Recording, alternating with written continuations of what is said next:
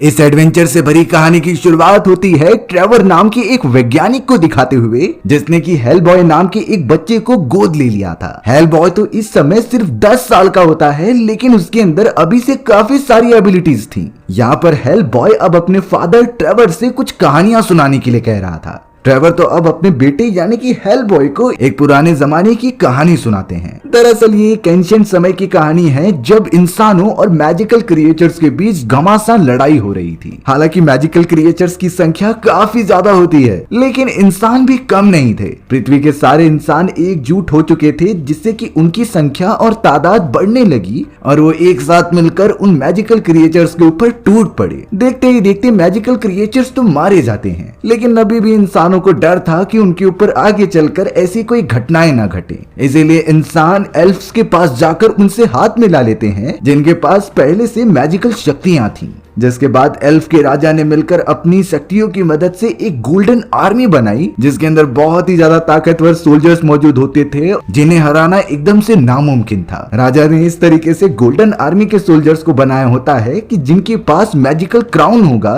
उसी की बात ये सारे सोल्जर्स माना करेंगे। हालांकि राजा ने तो ये बना दिया था, पर उन्होंने कभी नहीं सोचा कि उनके बनाए गए सोल्जर्स इंसानों को मारने लगेंगे। इसीलिए उन्हें ये प्लान ड्रॉप करना पड़ा और वो इंसानों को उनकी जमीन और पूरी सत्ता हाथ में देकर अपनी गोल्डन आर्मी को दूर कहीं फॉरेस्ट के अंदर छुपा देते हैं। साथ ही साथ उन सोल्जर्स को कंट्रोल करने वाला जो गोल्डन क्राउन था, उसके 3 टुकड़े करके एक टुकड़ा इंसानों को दे दिया गया और 2 टुकड़ा एल्फ के राजा अपने पास ही रखते हैं। जिसके बाद उस क्राउन का क्या हुआ हमें पता ही नहीं चला। हालांकि राजा का बेटा, जिसका नाम निवाडा होता है, वो अपने फादर के इस डिसीजन से खुश नहीं था। उसे खुद गोल्डन आर्मी चाहिए थी और जिसके लिए उसे सबसे पहले गोल्डन क्राउन ढूंढना होगा। हमें अब यहाँ पर प्रेजेंट सीन दिखाया जाता है, जो कई सालों बाद का समय था। निवाडा, जो कि राजा का बेटा होता है, वो अब रियलिटी में प्रेजेंट वाली दुनिया में आ गया, क्योंकि उसे गोल्डन क्राउन के टुकड़े ढूंढने थे, जो एक टुकड़ा इंसानों के बीच में मौजूद था। अब यहाँ निवाडा को पता चलता है कि एक जगह पर एंशिएंट चीजों की बोली लग रही है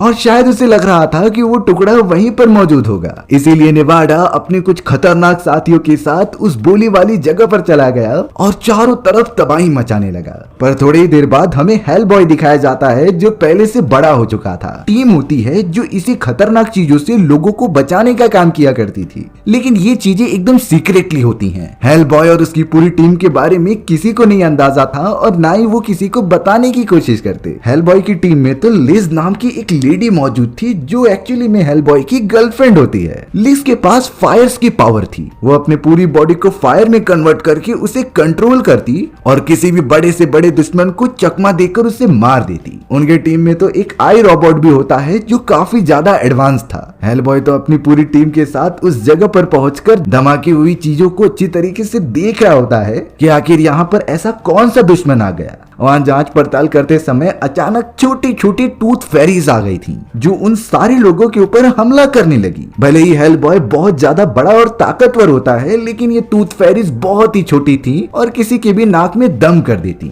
हालांकि यहाँ पर लिज अपने फायर की पावर से सभी को जलाने लगी, पर अब यहाँ हेलबॉय बहुत ही ज्यादा परेशान होकर गलती से खिड़कियों से नीचे गिर जाता है और उसी जगह पर इतने सारे मीडिया वाले आए थे, जो इस इंसिडेंट को कवर कर रहे होते हैं। अब हेलबॉय के सभी को दिख जाने के कारण यहाँ सारी मीडिया वालों को पता चल गया कि हेलबॉय और उसकी टीम क्या करती है। यानी कि हेलबॉय और उसकी टीम का राज, जो इतने सालों से लोगों से छुपा हुआ था, वो आज जाकर रिवील हो रहा है और अब उनकी टीम बिल्कुल भी छुप नहीं सकती। यानी उन्हें अपना काम कानून के दायरे में रहकर करना होगा। हमें अब यहाँ पर निवाडा दिखाया गया, जो अपने फादर यानी कि राजा की दुनिया में आ जाता है। यहाँ निवाडा अपने फादर से कहने लगा कि मुझे उस गोल्डन क्राउन के बाकी 2 टुकड़े लेकर आकर दो, क्योंकि एक टुकड़ा तो पहले से ही निवाडा के पास होता है, जो शायद उसने इंसानों से चुरा लिया था। और अब यहाँ निवाडा अपने फादर को ये धमकी देने लगा कि मुझे जल्द से जल्द वो सारे क्राउन के टुकड़े दे दो, मुझे गोल्डन आर्मी को आजाद करके उसे कंट्रोल करना है। लेकिन यहाँ राजा अपने बेटे को साफ साफ मना कर देते हैं, क्योंकि उन्हें अंजाम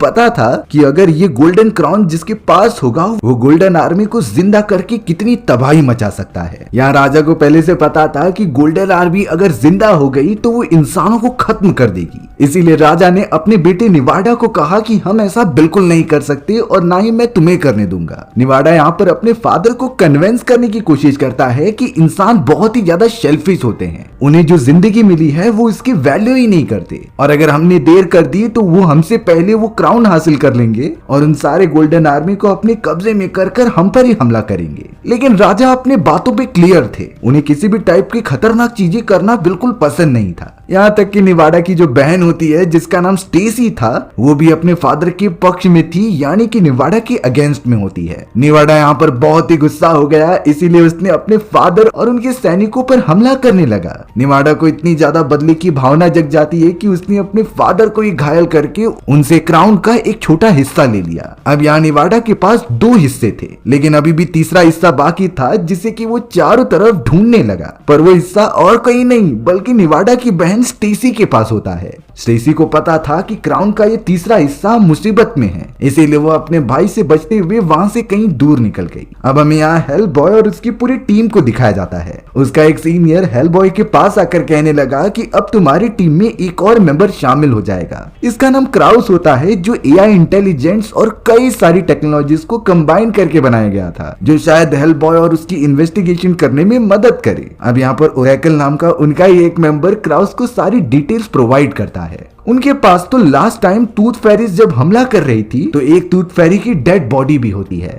क्राउस यहाँ पर अपने कुछ पावर्स की मदद से उस टूथ फेरी को जिंदा कर देता है और उससे पूछने लगता है कि आखिर तुम कहां से आई हो। टूथ फेरी कुछ प्राचीन भाषा में बातें करने लगी थी, जिसे कि उनमें से कोई भी समझ नहीं पा रहा था, लेकिन वहां पर क्राउस होता है जो उसकी हर एक लैंग्वेज को कन्वर्ट कर दे रहा था रीजनल लैंग्वेज में, जिससे सभी लोग समझ पा रहे थे। टूथ फेरी ने बताया कि हम सब मैजिकल वर्ल्ड से आए हैं जो इंसानी दुनिया से बहुत ज्यादा अलग है। वहां पर मैजिकल क्रिएचर्स रहते हैं और निवाडा नाम का वो खतरनाक आदमी भी वहीं से आया था, जिसके पास अब क्राउन का एक टुकड़ा है जो उसने इंसानों से छीन लिया। यहाँ हेल बॉय और उसकी टीम को पता चल गया था कि जरूर निवाडा कुछ बड़ा और खतरनाक करने की कोशिश कर रहा है, जो शायद इंसानों को मुसीबत में डाल सकता है। इसीलिए हेल बॉय और उसकी पूरी टीम निकल पड़ी थी उस मैजिकल वर्ल्ड के अंदर, जिन्हें की वो टूथ फेरी अच्छे से गाइड कर रही होती है। थोड़े समय के अंदर अंदर वो उस दुनिया में पहुंच भी गए थे। हेल बॉय यहाँ पर अलग अलग मैजिकल क्रिएचर्स को देखकर एकदम शॉक हो जाता है, क्योंकि इंसानों की दुनिया में वो सबसे अलग दिखा करता था, लेकिन यहाँ तो सभी लोग अलग हैं, यानी वो बदसूरत बिल्कुल भी नहीं है। अब यहाँ चारों तरफ घूमते समय ओरेकल नाम के उनके ही एक मेंबर की नजर स्टेसी के ऊपर चली गई। वो स्टेसी को देखकर पता नहीं उसका पीछा करने लगता है। अब थोड़ी देर बाद ओरेकल और स्टेसी एक दूसरे के सामने थे। फिर बाद में रिवील हुआ कि दोनों एक दूसरे को समझ पा रहे हैं, क्योंकि उनके पास एक जैसी शक्तियां हैं। दरअसल ओरेकल और स्टेसी किसी का भी मन पढ़ सकते थे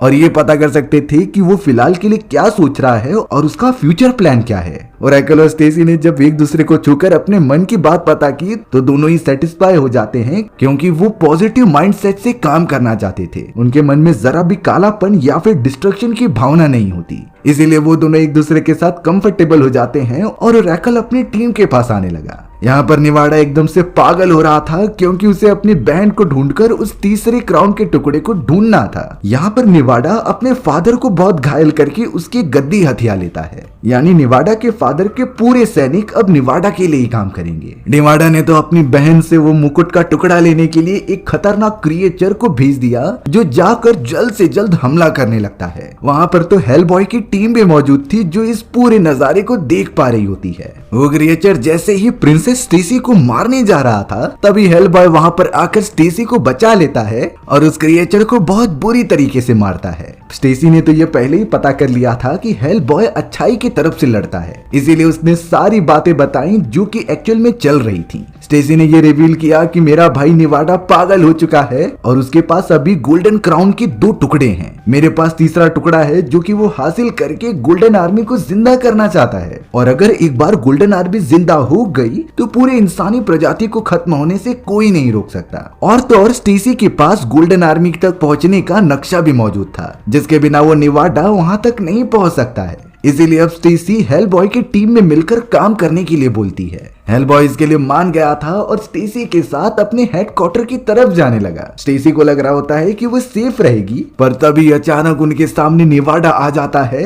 जिसने कि उन सभी लोगों को मजा चखाने के लिए एक बोतल उनकी तरफ फेंक दिया था। दरअसल वो एक मैजिकल बोतल थी जिसके अंदर से एक बहुत ही बड़ा क्रिएचर बाहर निकल के तबाही मचाने लगा। चौंकाने वाली बात होती है कि हेलबॉय और उसकी पूरी टीम इंसानी दुनिया में ट्रांसफर हो गई थी। अब वो ग्रीन कलर का एलियन क्रिएचर इतना बड़ा होता है कि वो चारों तरफ तबाही मचाते जा रहा था। इसीलिए अब हेलबॉय वहां पर मौजूद जितने भी लोग थे उन्हें प्रोटेक्ट करता है और क्रिएचर को मारने की पूरी कोशिश करता है। हेलबॉय ने तो अपनी जान पर खेलकर एक बच्चे को भी बचाया, क्योंकि उसे छोटे बच्चों से बहुत प्यार था, और आखिर में अपनी एडवांस गन की मदद से उस क्रिएचर को भी शूट करके खत्म कर दिया। लेकिन बात अब ये हो जाती है कि वहां पर जितने भी मीडिया ऑफिशियल्स आए थे उन्होंने ये खतरनाक मंजर देखा होता है, और अब उन्हें यही लग रहा था कि ये पूरी तबाही हेलबॉय की वजह से हुई है। इसीलिए पुलिस ऑफिसर्स उसे गन पॉइंट पर ले लेते हैं और हिरासत में आने के लिए कहते हैं। पर लिज उन सभी के सामने आकर कहती है कि हेलबॉय ने ऐसा कुछ नहीं किया, बल्कि उसने तो लोगों की जान बचाई है।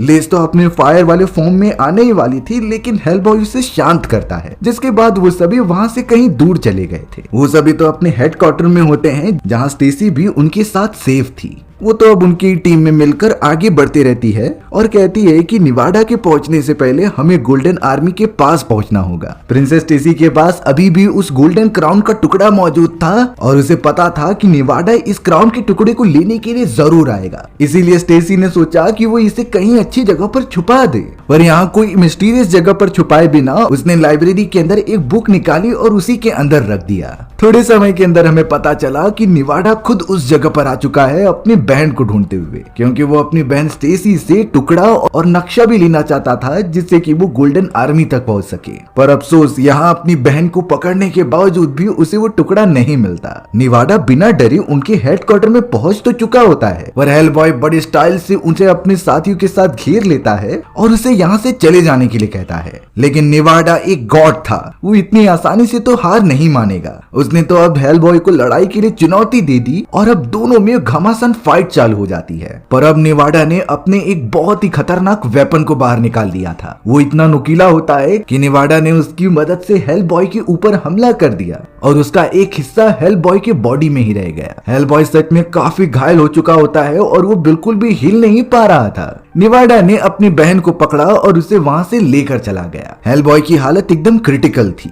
उसके बॉडी में लगी हुई निवाडा के उस हथियार को वो निकाल ही नहीं पा रहे होते, क्योंकि अगर उस हथियार को निकाला गया तो सारा खून बाहर निकलेगा और हेलबॉय को तब बचाना बहुत ज्यादा मुश्किल हो जाएगा। फिर भी वो सभी मिलकर किसी भी तरीके से हेलबॉय का ट्रीटमेंट चालू करा देते हैं। खास करके लिज को बहुत ज्यादा परेशानी हो रही थी अपने बॉयफ्रेंड को इस कंडीशन में देखकर। अब उस पूरे हेडक्वार्टर के अंदर इन्वेस्टिगेशन होने लगी, जहां पर ओरेकल उसी लाइब्रेरी वाली सेक्शन में मौजूद था। वो जब एक बुक को ओपन करता है तो उसके अंदर गोल्डन क्राउन का वही तीसरा टुकड़ा मौजूद था। ये वही टुकड़ा होता है जिसे कि स्टेसी ने उस बुक के अंदर छुपाया होता है। ओरेकल को जब ये टुकड़ा मिला तो वो अपनी पूरी टीम को जाकर ये बात बताता है। यहाँ हेलबॉय की कंडीशन ठीक होने लगी थी, इसीलिए अब उनकी पूरी टीम ने ये डिसाइड किया कि वो निवाडा से पहले उस गोल्डन आर्मी को ढूंढेंगे, क्योंकि उनके पास तो स्टेसी द्वारा दिया गया वो नक्शा भी मौजूद है। हेलबॉय, लिज, ओरेकल और उसकी पूरी टीम नक्शे को फॉलो करते हुए आगे बढ़ने लगी होती है। उन्हें किसी भी हालत में गोल्डन आर्मी का पता लगाना था। वो सभी तो बहुत ही लंबी दूरी तय करते हुए चट्टाने वाले इलाकों तक पहुंच गए थे। हालांकि हेलबॉय अभी तक ठीक नहीं हुआ होता, पर फिर भी वो अपनी टीम का साथ देने के लिए वहां आ जाता है। ट्रेवल करते हुए उनकी टीम चट्टाने वाले इलाकों में पहुंचकर एक गॉब्लिन से मिलती है। लिज तो उस गॉब्लिन से पूछने लगी कि आखिर हमें गोल्डन आर्मी तक पहुंचने का रास्ता बताओ। वो गॉब्लिन कहता है कि मैं बता तो दूंगा, लेकिन इसके बदले मुझे कोई कीमती चीज चाहिए। वो सभी पूछने लगी कि आखिर वो क्या है।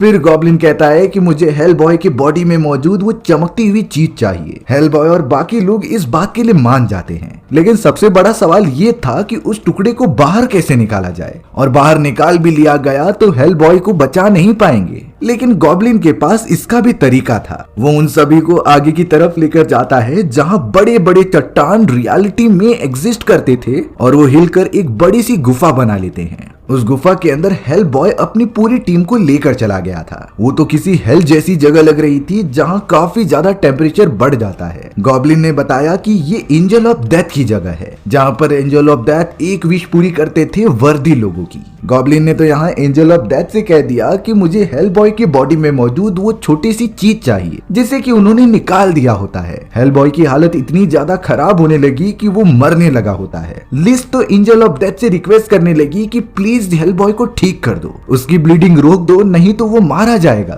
लेकिन एंजल ऑफ डेथ जो कि फ्यूचर देख सकती थी, वो ये बताती है कि अगर मैंने हेल बॉय को जिंदा किया तो ये पूरी दुनिया का सर्वनाश कर सकता है और साथ ही साथ ये तुम्हें बहुत ज्यादा दुख देगा आने वाले समय में। लिज नहीं समझ पा रही थी कि आखिर ये चीजें हेल बॉय के लिए क्यों बोली जा रही हैं, क्योंकि हेल बॉय एक अच्छा क्रिएचर है जो कि इंसानों की तरफ से लड़ता है और उनकी प्रोटेक्शन करता है। लेकिन लिज ने तो यहाँ पर आगे की ना सोचते हुए एंजल ऑफ डेथ से कहा कि हेल बॉय को चाहे कुछ भी हो जाए ठीक कर दीजिए। एंजल ऑफ डेथ अब सारी चीजें मानने के बाद लिज से कहती है कि तुम्हें हेल बॉय को जीने की एक वजह देनी होगी। बहुत ज्यादा सोचने के बाद लिज यहाँ पर हेल बॉय को एक राज बताती है कि वो उसके बच्चे की माँ बनने वाली है। ये बातें सुनने के बाद हेल बॉय धीरे धीरे रिकवर होने लगा था और एंजल ऑफ डेथ की थोड़ी एनर्जी उसके अंदर चली जाती है, जिससे कि हेल बॉय एकदम ठीक हो जाता है। अब सारी चीजें नॉर्मल होने के बाद गॉब्लिन उन्हें गोल्डन आर्मी की तरफ लेकर जा रहा था। वो एक बहुत ही बड़ी जगह होती है जहाँ काफी खतरनाक गोल्डन क्रिएचर्स मौजूद थे।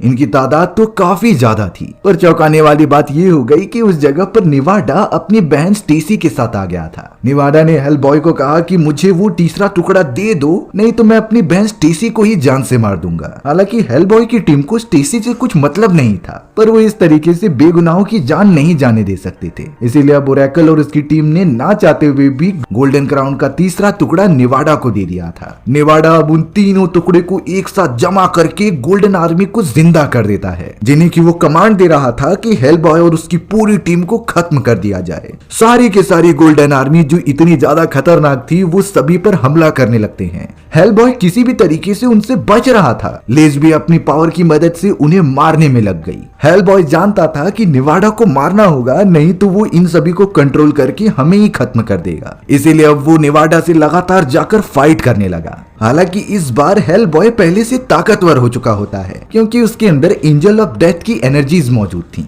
हेल बॉय ने तो तलवार की मदद से निवाडा की बॉडी पर हमला किया, जिससे कि वो थोड़ा घायल हो जाता है और इसी तरीके की सेम चोट उसकी बहन स्टेसी पर लगी थी। तब जाकर स्टेसी को रियलाइज होता है कि वो दोनों जुड़वा हैं, तो अगर एक भाई को चोट लगेगी तो उसकी बहन को भी उसी तरीके से दर्द होगा, जिससे कि अब जाकर स्टेसी के दिमाग में एक प्लान आया कि अगर वो मर जाएगी तो उसका भाई भी इस असर की वजह से मारा जाएगा। यहाँ हेल बॉय और उसकी टीम इतनी बड़ी गोल्डन आर्मी के सामने कमजोर पड़ते हुए दिखाई देती है और अगर थोड़ी भी देर हुई तो वो सभी मारे जाएंगे। लेकिन यहाँ स्टेसी उन लोगों को बचाने के लिए खुद की कुर्बानी देती है। उसने अब अपने आप की जान ले ली थी, जिससे कि वो वहीं मर गई। अब इसी असर के कारण निवाडा भी जिंदा नहीं रह पाता और अगले मोमेंट में उसकी पूरी बॉडी खाक बनकर खत्म हो जाती है। लिज ने अब जल्द से जल्द वो गोल्डन क्राउन लिया और उसे अपने पावर की मदद से पिघला दिया, जिससे कि वो पूरी गोल्डन आर्मी शांत होकर वहीं पर रह जाती है। क्राउन को पूरी तरीके से डिस्ट्रॉय करने के बाद अब ना ही कोई उसे यूज कर पाएगा और ना ही फ्यूचर में गोल्डन आर्मी जिंदा होगी। यानी कि उन लोगों ने एक तरीके से इंसानों को एक बहुत ही बड़ी मुसीबत से बचा लिया होता है।